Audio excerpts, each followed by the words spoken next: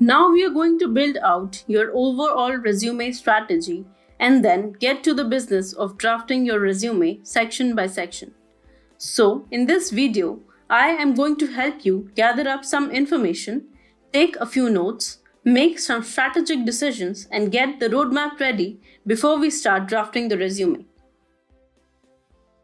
Answering the following questions will save us a lot of time and effort in the resume creation process. Who are you trying to influence?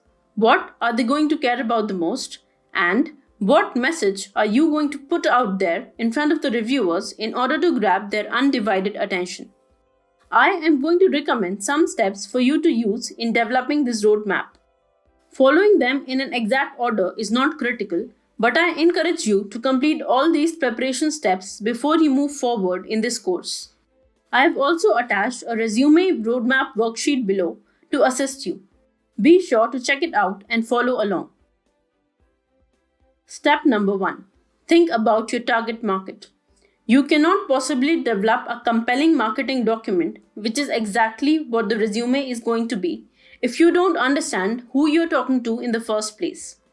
In order to entice your audience into making a decision to contact you for an interview, you have to first think about who you are trying to influence and what they likely want to see on this resume and know about you as a professional.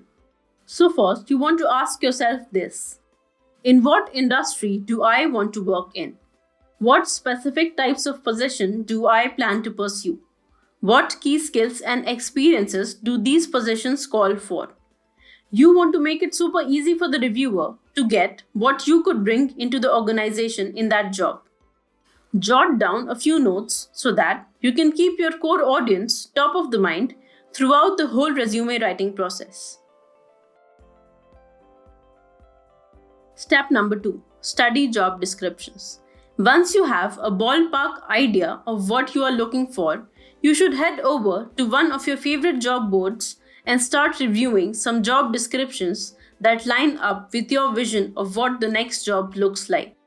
They don't have to be the jobs you are actually going to apply for, so go ahead and do a search on job board like Indeed, LinkedIn, Monster.com, etc. or any other job board or website that is specific to your industry. The purpose of this exercise is to see the common terms, phrases, and required skills that go along with the type of position you want. You want to get your hands on 3 to 5 job descriptions that seem super interesting and relevant, and then compare and contrast. Highlight the terms and phrases that are used across multiple job ads. Figure out the skill sets that are most common to the positions that capture your attention.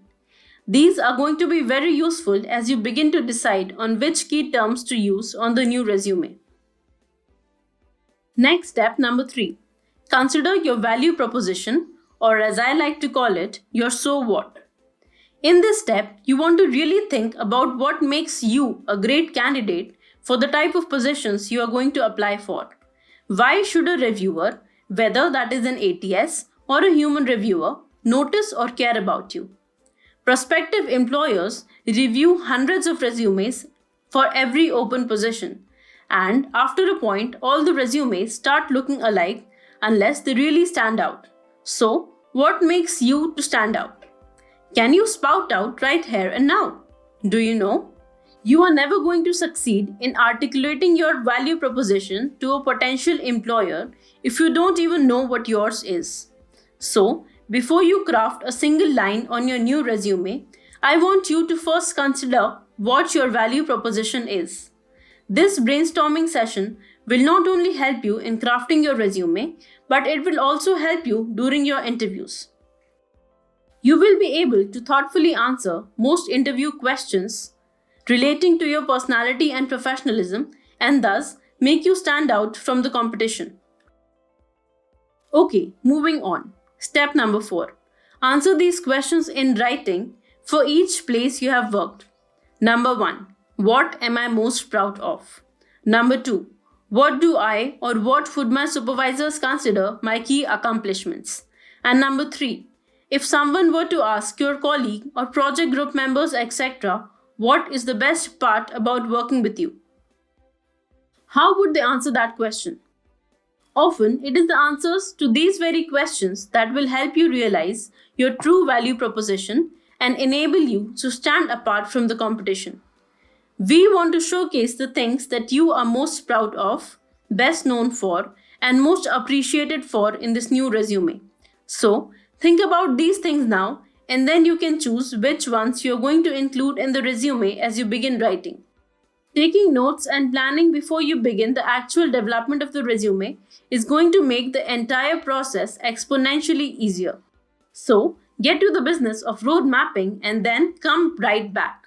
We will start the resume as soon as you're ready. Next, we will be discussing the basic components of a resume in detail, section wise.